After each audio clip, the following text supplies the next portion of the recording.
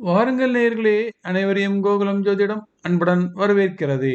நாம் இன்றைய பதிவில் பார்க்க இருப்பது காந்தி குடும்பத்தினை விரட்டும் சர்ப்பங்கள் என்ற தலைப்பின் கீழ் இந்திரா காந்தி குடும்பத்தில் அவருக்கு பின் மகன், பேரன், பேத்தி என அனைவரது ஜாதகத்திலும் சர்ப்பங்கள் செவ்வாய் கிரகத்தினை பார்க்கும் அமைப்பானது தொடர்ந்து வந்து கொண்டே இருக்கும் ஒரு வித்தியாசமான அமைப்பினை பார்க்க நேர்ந்தது. அதனைத்தான் உங்களோடு இன்றைய பதிவில் பகிர்ந்து கொள்ள இருக்கிறேன். இந்தியாவில் காந்தி குடும்பம் என்றாலே இந்திரா காந்தி, அவரது மகன்கள் ராகுல் காந்தி, சஞ்சய் காந்தி, அதற்கு பின் அவருடைய இந்திராவின் பேரன் ராஜீவ் காந்தி மற்றும் பேத்தி பிரியங்கா காந்தி என காந்தி குடும்பத்தில் சர்ப்பதோஷமானது தொடர்ந்து வந்து கொண்டிருப்பதை பார்க்க முடிகிறது. அதாவது நேருவின் ஜாதகத்தில் இந்த அமைப்பு கிடையாது, அதாவது சோனியாவின் ஜாதகத்திலும் இந்த அமைப்பு கிடையாது. ஆனாலும் இந்திரா காந்தியினை தொடர்ந்து அவருடைய குடும்பத்தில் பலரது ஜாதகத்தில் சர்ப்பதோஷம் தரும் அமைப்பினை பார்க்க முடிகிறது. இதற்கு காரணம் நேருவின் காலத்தில் அல்லது அவர்களது முன்னோர்கள் காலத்தில் அவர்கள் தெரிந்தோ தெரியாமலோ செய்த சர்ப்பதோஷமானது தொடர்கதை போல் தொடர்ந்து வந்து கொண்டே இருக்கிறது. வாருங்கள் இப்பொழுது ஒவ்வொரு ஜாதகமாக பார்க்கலாம். இந்திரா காந்தி ஜாதகம். இவர் பிறந்தது கடகலக்கணம். கடகலக்கணத்திற்கு 2ஆம் இடத்தில் செவ்வாய் அமர்ந்திருக்கிறார். இவர் பிறந்த கடகலக்கணத்திற்கு 12ஆம் இடத்தில் கேது அமர்ந்திருக்கிறார். அதாவது இவருக்கு கேதுதான் அமர்ந்த மிதுன வீட்டிலிருந்து சிம்மத்தில் அமர்ந்திருக்கும் செவ்வாயினை பார்வையிடுகிறார். அதாவது கேது தான் அமர்ந்த மிதுனம் வீட்டிலிருந்து சிம்மத்தில் அமர்ந்திருக்கும் செவ்வாயினை பார்வையிடுகிறார். இவருக்கு செவ்வாய் கேதுவின் பிடிவில் இருப்பது நன்கு தெரிகிறது.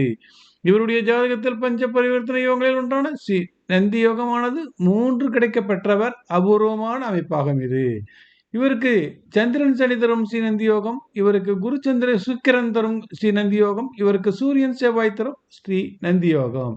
இந்த 3 பஞ்ச பரிவர்த்தனை யோகங்கள் இருந்த போதிலும் செவ்வாய் கேதுவின் பிடியில் இருந்ததால் யோகம் வந்தாலும் அதன் முடிவில் சோகம் தந்துவிடுவதை சர்ப்பதோஷங்கள் சொல்லாமல் சொல்கிறது. நாம் அடுத்ததாக பார்க்க இருப்பது ராகுல் காந்தியின் ஜாதகம். இவர் பிறந்தது சிம்ம லக்னம். நாம் அடுத்ததாக பார்க்க இருப்பது ராஜீவ் காந்தியின் ஜாதகம். இவர் பிறந்தது சிம்ம லக்னம். இவர் பிறந்த சிம்ம லக்னத்திற்கு 12இல் ராகு அமர்ந்திருக்கிறார். இவர் பிறந்த சிம்ம லக்னத்திற்கு 2இல் செவ்வாய் அமர்ந்திருக்கிறார். இவருக்கு 12இல் அதாவது கடகத்தில் அமர்ந்த ராகு தனது பார்வையினை கன்னியில் அமர்ந்திருக்கும் செவ்வாய் மீது பதிய விடுகிறார். ஆக தனது அன்னை இந்திரா காந்தியின் ஜாதகத்தில் உள்ளது போல் இவருடைய ஜாதகத்திலும் சர்ப்பங்களின் ஆதிக்கமானது செவ்வாய் மீது விழுந்திருப்பதை ஒதுக்கி தள்ள முடியாது. இவருக்கு செவ்வாய் அரசியல் யோகம் கொடுத்தாலும் முடிவில் அரசியல் சோகத்தினையும் கொடுத்ததை மறுக்க முடியாது. நாம் அடுத்ததாக பார்க்க இருப்பது அவருடைய சகோதரர் சஞ்சய் காந்தி, அதாவது இந்திரா காந்தியின் புதல்வன் சஞ்சய் காந்தி ஜாதகம். இவர் பிறந்தது மகர லக்னமாகும். இவர் பிறந்த மகர லக்னத்திற்கு 5இல் ராகு அமர்ந்திருக்கிறார். இவர் பிறந்த மகர லக்னத்திற்கு 7இல் சனி அமர்ந்திருக்கிறார். இவருக்கு 5இல் அதாவது ரிஷபத்தில் அமர்ந்த ராகு தனது பார்வையினை கடகத்தில் அமர்ந்திருக்கும் சனி மீது பதிக்கிறார்.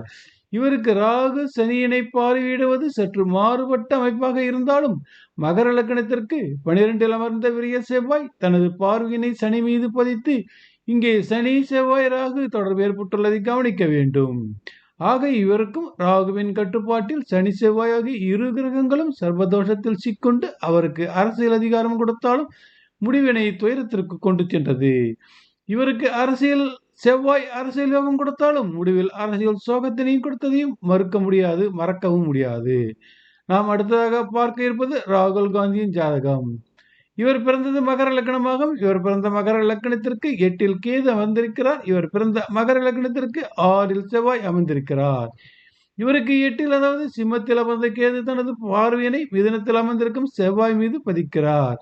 மகர லக்னத்திற்கு 6இல் அமர்ந்த விரைய தொடர்பில் உள்ள செவ்வாய் மீது கேது தனது பார்வையினை பதிப்பதால் இவருடைய ஜாதகமும் பரம்பரையாக சர்ப்பதோஷத்தின் ஆதிக்கத்திலேயே வருகிறது. இவருக்கு செவ்வாய் அரசியல் யோகம் கொடுத்தாலும் இவருக்கு அரசியல் பதவி அல்லது ஆளும் தகுதி இன்னும் இவருக்கு கிடைக்கப்பெறவில்லை.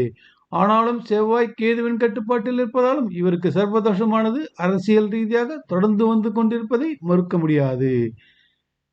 நாம் அடுத்ததாக பார்க்க இருப்பது பிரியங்கா காந்தி ஜாதகம். இவர் பிறந்தது மிதுன லக்னமாகும். இவர் பிறந்த மிதுன லக்னத்திற்கு 8இல் ராகு அமர்ந்திருக்கிறார். இவர் பிறந்த மிதுனம் லக்னத்திற்கு 10இல் செவ்வாய் அமர்ந்திருக்கிறார். இவருக்கு 8இல் அதாவது மகரத்தில் அமர்ந்த ராகு தனது பார்வையினை மீனத்தில் அமர்ந்திருக்கும் செவ்வாய் மீது பதிக்கிறார். இவருக்கு சஞ்சய் காந்தி ஜாதகத்தில் உள்ளது போல் கேது மிதுன லக்னத்திற்கு 2 கடகத்தில் அமர்ந்திருக்கிறார். மிதுன லக்னத்திற்கு 12 விரயத்தில் சனி அமர்ந்திருக்கிறார். இவருக்கு சனியினை சர்ப்ப கிரகமானது கேது பார்வையிடுவதால் சனியினை தனது கட்டுப்பாட்டுக்குள் கேது கொண்டு வந்து விடுகிறார்.